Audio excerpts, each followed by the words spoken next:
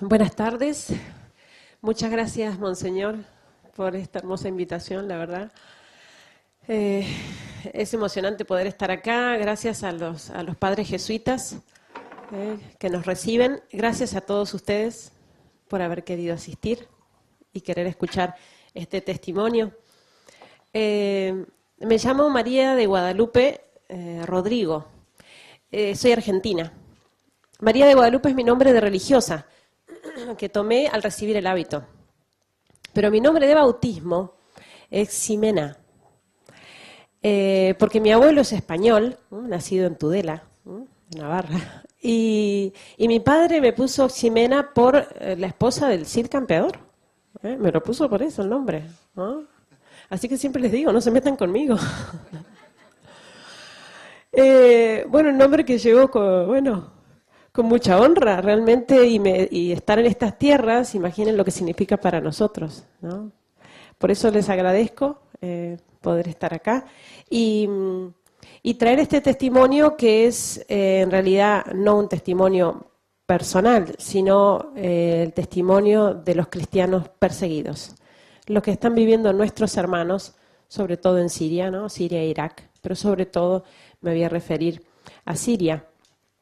Yo ingresé a la familia religiosa del Verbo Encarnado cuando tenía 18 años en Argentina, y después de los años de preparación, de formación, ¿no? Sabiendo que me podía tocar, hacia dónde, algún punto de los 5 continentes donde estamos ya presentes, mis superiores me proponen como primer destino el Medio Oriente. El primer lugar fue Belén, con otro grupo de hermanas y de sacerdotes, ir a la fundación de Belén en Tierra Santa. Imagínense qué gloria poder estar allí, qué regalo, ¿no?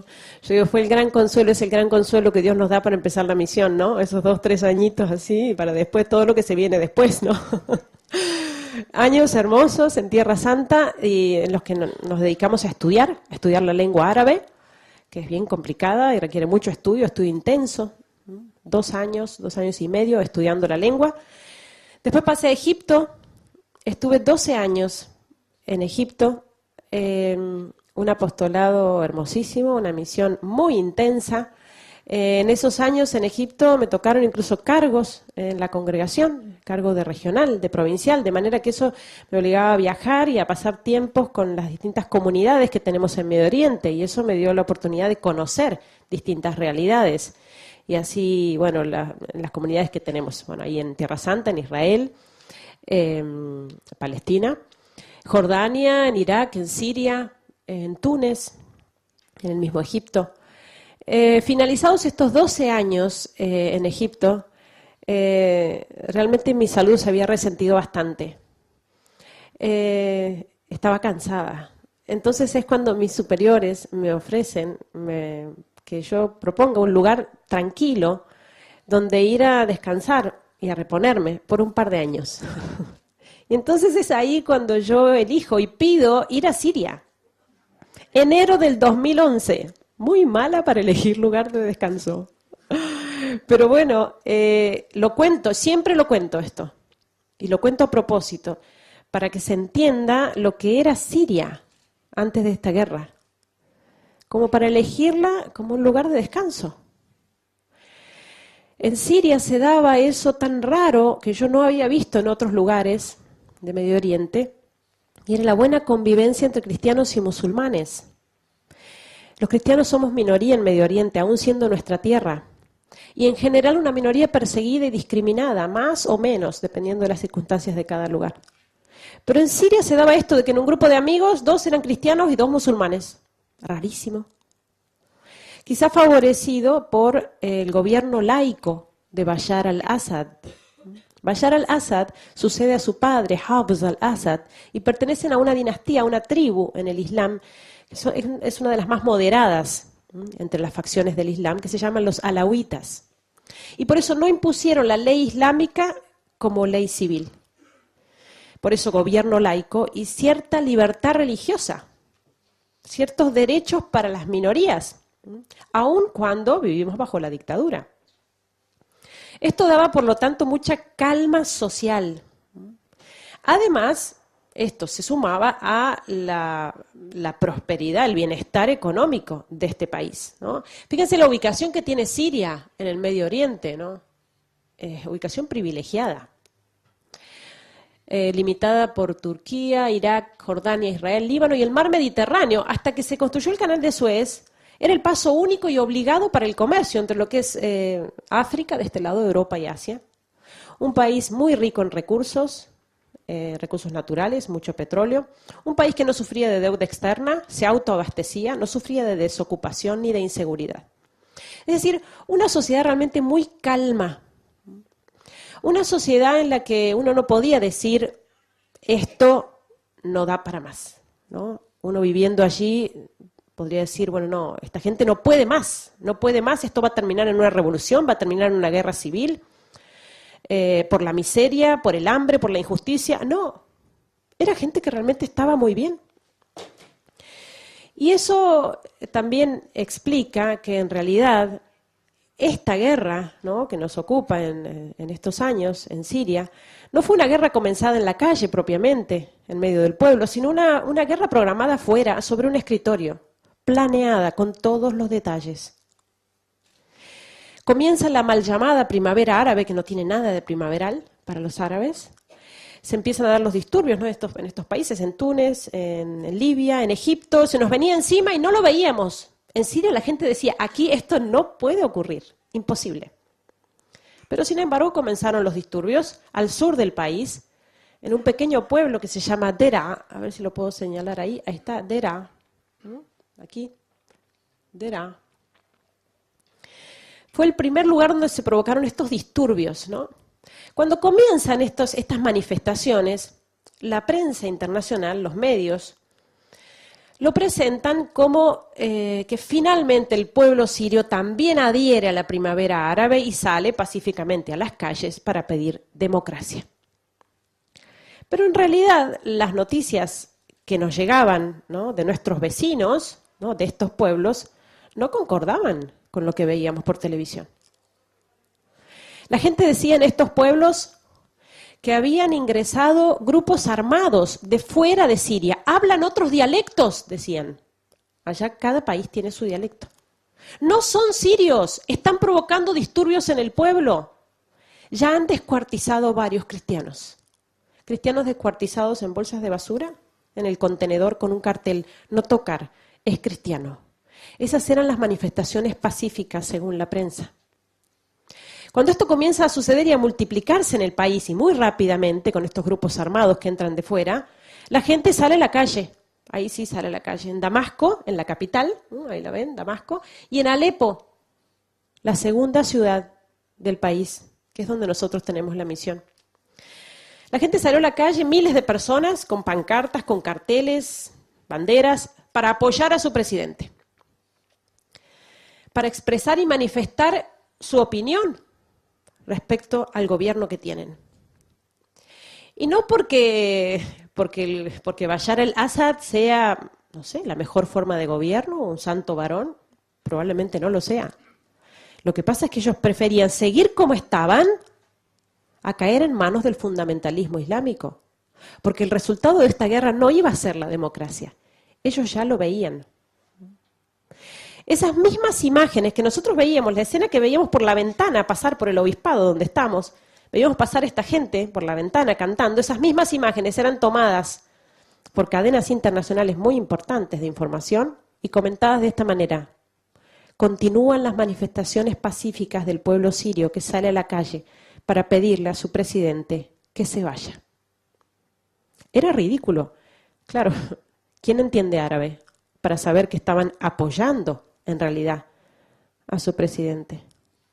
Y por eso uno de los grandes dolores de este pueblo es esta gran mentira que se montó alrededor de esta historia, ¿no? Es el abandono de Occidente. El Papa lo llama el silencio cómplice de Occidente. Las veces que intentaron manifestarse y expresar realmente su opinión, su voz fue totalmente tergiversada. Y fíjense que todo esto que se armó en torno a esta guerra, ¿no? Obviamente es una operación muy grande, que requiere, por así decir, la opinión, el apoyo de la opinión pública, la aprobación de la opinión pública. Es decir, que Occidente apruebe, ¿no?, que estos rebeldes, ¿no?, moderados, ¿no?, se levanten contra el dictador.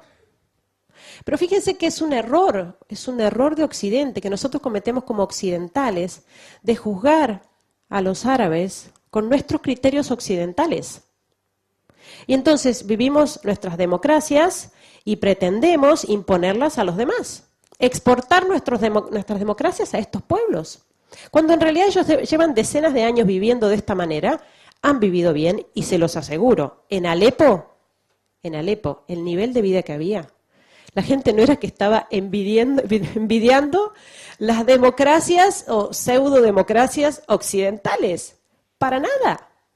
Es más, los cristianos, aun siendo minoría, tenían cierta libertad religiosa, incluso para manifestarse, incluso para influir en el gobierno, para tener puestos en el gobierno, que como ellos dicen, quienes están refugiados ahora en Europa me lo han dicho, me he encontrado con personas sirias que me lo han dicho, libertades que aquí en Europa, en plena democracia, los cristianos no tienen. Entonces eso también como uno tiene que discernir al escuchar las noticias y no ser tan simplistas, ¿no? Como que la democracia viene del cielo y la dictadura del infierno y no hay matices. Esta gente tiene otra mentalidad, otra cultura, han vivido siempre así y les ha funcionado. ¿Qué derecho tenemos a atropellar su soberanía? Cuando estas manifestaciones se fueron multiplicando en el país, aún con la resistencia y la fuerte represión del Ejército Nacional, siguieron avanzando hacia el norte, hacia Alepo. Porque Alepo, aun cuando es la segunda ciudad del país, es prácticamente la más importante, ahí es el corazón financiero del país. De hecho, Alepo todavía no ha sido tomada por los grupos fundamentalistas. El día que sea tomada, Dios no lo permita, pero el día que sea tomada, definitivamente cae el gobierno y desaparece la presencia cristiana del país porque se impone la ley islámica. Alepo, una ciudad muy importante de 5 millones de habitantes, una ciudad muy próspera de clase empresarial, gente de clase media, alta. Una ciudad que además era famosa en el Medio Oriente por ser una ciudad tan occidentalizada, tan próspera, tan pintoresca, una ciudad milenaria. Además famosa por sus grandes fiestas, sus eventos sociales, ¿no?, incluso sus excesos en la vida social. Y gente que lo último que se esperaba era encontrar sus barrios, ¿no?, la hermosa ciudad de Alepo, convertida en una pila de escombros. Porque con la llegada de los terroristas de estos grupos, que fue de un día para el otro, varios barrios, sobre todo de la periferia, quedaron en este estado. Lo que hicieron estos grupos armados fue rodear la ciudad. Aquí tenemos un mapa de la ciudad de Alepo. Rodearon la ciudad, ahí está nuestro barrio, Hay Shahba. Rodearon la ciudad y la sitiaron. Es decir, bloquearon completamente una ciudad de 5 millones de habitantes. Aun cuando el Ejército Nacional intentó retomar el control de las rutas de acceso, no lo logró hasta pasado un año. De manera que, con rutas cerradas, bloqueo absoluto, nadie entraba y nadie salía de la ciudad, y nada entraba y nada salía. Se acabó el combustible muy rápidamente y ya no veíamos vehículos por la calle. Se acabó el gas, se acabaron las garrafas de gas. Y esta gente que lo tenía todo, salía a la calle y arrancaba ramas de los árboles para cocinar algo para comer. El tema de la luz, el agua, ¿no? Desde entonces han tomado usinas eléctricas. Tenemos 1 hora o 2 horas de electricidad por día. Cuando tenemos. Ahora, actualmente, la ciudad de Alepo lleva 50 días sin electricidad. El agua llega una vez por semana o cada 10 días, llega por unas horas. Pero en ese tiempo del bloqueo, ese año, fue terrible por el tema de los alimentos. Imagínense, uno no lo piensa mucho, ¿no?, viviendo en una ciudad grande, pero todo lo que es alimentos perecederos, fruta, verdura, carne, todo eso entra del campo. Se acabó. rápidamente. Y estuvimos sobreviviendo como pudimos. 5 millones de personas. Arroz, fideos y enlatados. La gente decía, nos están dejando morir de hambre y de sed, mientras el mundo no lo sabe. Porque Alepo nunca fue noticia en ese año y medio. Y estamos en la era de las comunicaciones, ¿eh? Todo se sabe. WhatsApp acá y llega a la China en 2 segundos. ¿Cómo se hace? ¿Cómo se hace para mantener en secreto a todo el resto del mundo de que una ciudad como Alepo, de 5 millones de habitantes, está bloqueada sin insumos durante más de un año? No son cosas casuales, son cosas que se planean.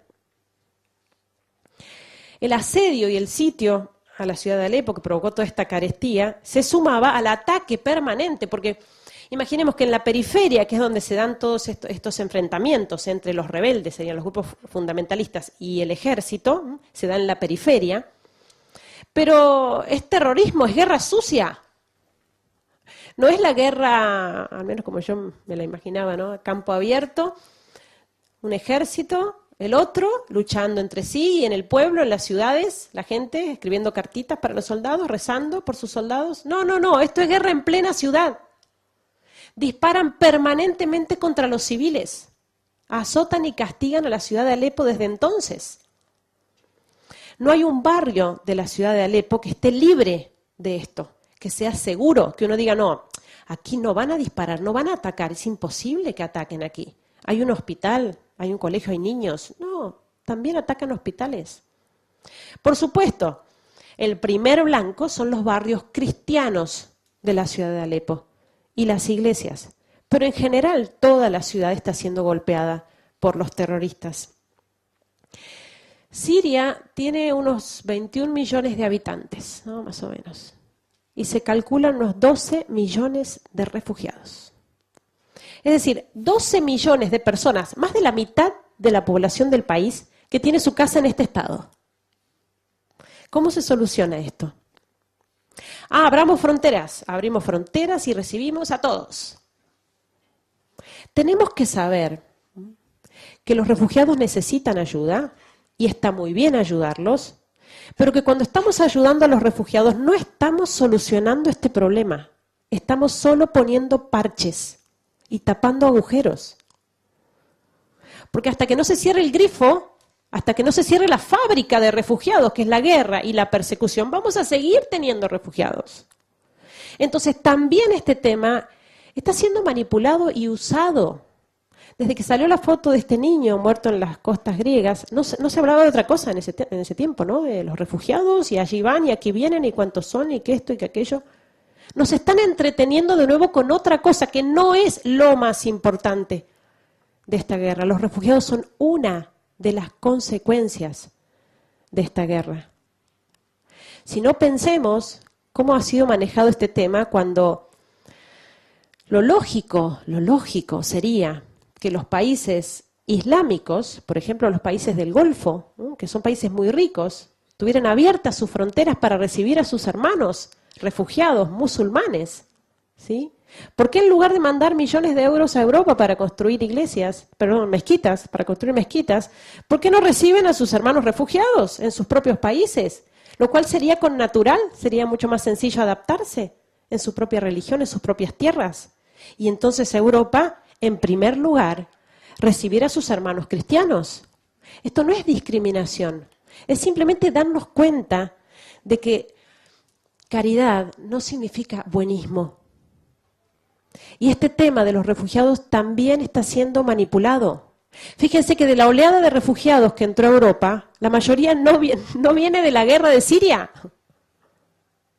Entró de todo. Tenemos familias nuestras en Alemania que lograron llegar, de la parroquia de Alepo, lograron llegar a Alemania. Hablé con una señora la semana pasada. Estaba aterrada. Después de lo que le costó llegar, porque tomó el bote con su familia, fue una cosa espantosa, 15 días de viaje, caminando mucho tiempo, fue terrible, para llegar a Alemania. Y dice, estamos sufriendo horrorosamente el maltrato de nuestros vecinos refugiados musulmanes. Los maltratan, los obligan a rezar 5 veces al día con ellos, a las mujeres a cubrirse. O sea, están huyendo de la persecución religiosa en Siria, llegan a Europa. es nuestra tierra, tierra cristiana, y sufren persecución en pleno corazón de Europa. Y esta mujer me decía, y ni siquiera es que estos musulmanes, vecinos nuestros, son sirios. Porque si fueran sirios, todavía, ¿no? Nos hemos llevado muy bien siempre con los musulmanes en Siria. No, hay de todo menos de Siria. Afganos, pakistaníes, marroquíes, hay de todo. Entonces, fíjense cómo en eso también tenemos que tener discernimiento, ¿no? Y el tema de los refugiados es preocupante, pero lo más preocupante de esto es la misma guerra y persecución. Y por eso la voz de la Iglesia, ¿no? Que lo vemos clarísimo en los obispos de Siria, de Irak, ¿no? Del Líbano, ¿no? El mismo Papa Francisco, están hablando muy fuertemente, y esto desde hace años, no de ahora, ¿no? De detener esta guerra, de poner los medios eficaces para detener esta guerra y esta persecución, ¿no? Y por eso hablan, basta de abastecer a los grupos rebeldes con armamento. Porque en definitiva esto es un gran negocio, ¿no? El negocio de las armas, que es un negocio que da mucho más incluso que el narcotráfico. Entonces por eso los obispos, ¿no? Últimamente de los obispos de Siria, que dijo basta de vender armas a la oposición moderada, porque la oposición moderada no existe en Siria. Había grupos opositores al régimen, minoritarios, que quedaron diluidos entre estos grupos fundamentalistas. No hay oposición moderada, a no ser que se quiera llamar moderado descuartizar a un cristiano. Si eso es moderado, sí, hay oposición moderada. Y por eso el llamamiento del Papa, cuando él dice, estas guerras, ¿son guerras por reales problemas o son una excusa para la venta ilegal de armas? Qué fácil sería acabar con esto si se cortara el financiamiento, si se dejara de comprarles el petróleo, por ejemplo. Sería una forma realmente pacífica de acabar. Se acaban las balas, se acaba la guerra, pero no quieren hacerlo. Y por eso la Iglesia en última instancia, no descarta la intervención militar para detener a estos grupos, porque obviamente la caridad no se opone a la legítima defensa. Que yo perdone no significa que no tenga que defenderme. Pero en ese sentido, la posición de la Santa Sede es muy clara cuando habla de que la única manera de terminar con esto es armar una coalición en el seno de la ONU, masiva, pero en acuerdo con los gobiernos de turno. Una coalición con los gobiernos tanto de Siria como de Irak. Es totalmente insensato armar coaliciones que dejan al margen a Irak, a Siria, a Irán incluso. Estas intervenciones unilaterales no solamente son ineficaces, sino que pueden aumentar la confusión y el desastre en esos lugares. Y por eso es lamentable, pero solo la voz de la Iglesia en este sentido es clara y contundente. Y por eso ustedes cuando quieran informarse, infórmense por los medios católicos y las agencias informativas católicas para saber lo que realmente está pasando. Bueno, esto es el centro de la ciudad, que era muy pintoresco. Miren los niños andando, ¿no? Arriba de los escombros. Casi se nos hizo una cosa normal. Yo recuerdo que cuando empezó esto, que fue de un día para el otro, ¿no? De tener los tanques en la calle, cañonazos, tiros, ¿no? Temblaba el edificio, entraba alguna bala por la ventana. Esas 2 primeras semanas fueron terribles, estábamos encerrados todos, hubo toque de queda, no salíamos, era muy difícil dormir. Pero claro, esas semanas del comienzo se hicieron meses y los meses se hicieron años en la misma situación. Guerra en plena ciudad.